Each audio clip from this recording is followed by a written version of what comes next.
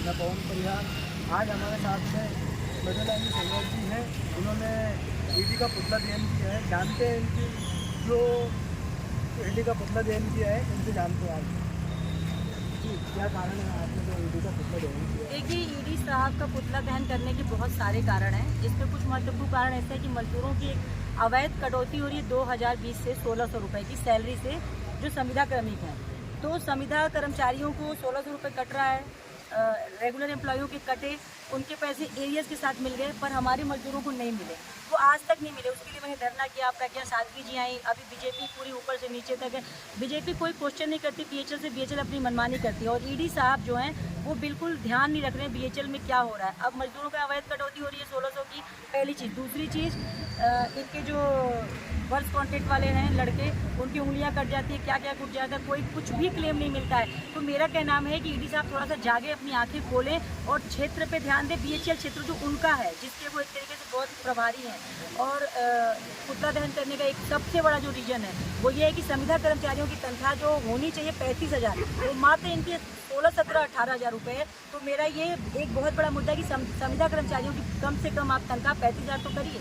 इसीलिए मैंने पुतला दहन किया है आज। क्या मांग है आपकी? हमारी मांग है जो 1600 की अवैध कटौती कर रही है वो इनके खाते में तुरंत दिया जाए, जिसके लिए मैं काफ़ी समय से स्ट्रगल कर रही हूँ। 10-11 महीने हो गए, पर इस पर कोई कार्रवाई नहीं हो पा रही है, पहली चीज़। दूसरी, मेरा मानना है कि संविदा कर्मचारियों को आप वेतन जो है 35,000 रुपये दीजिए।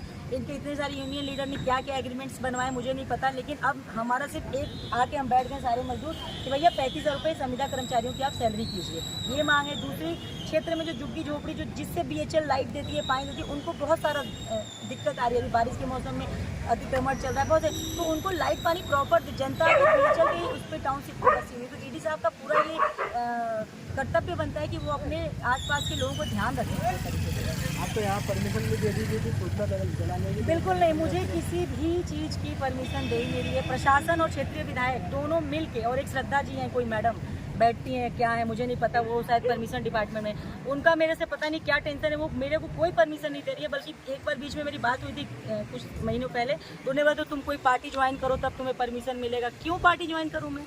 मतलब मैं कांग्रेस ज्वाइन करूं या फिर बीजेपी, तब आप मुझे परमिशन दोगे? मतलब रूलिंग पार्टियों में जाऊंगी तब आप दोगे? क्या एक समाज सेवी कुछ काम नहीं कर सकता क्या? ये सारी चीज़ें हैं, बहुत सारी परमिशन नहीं दे रहे हैं। क्या रीजन मानते हैं आप?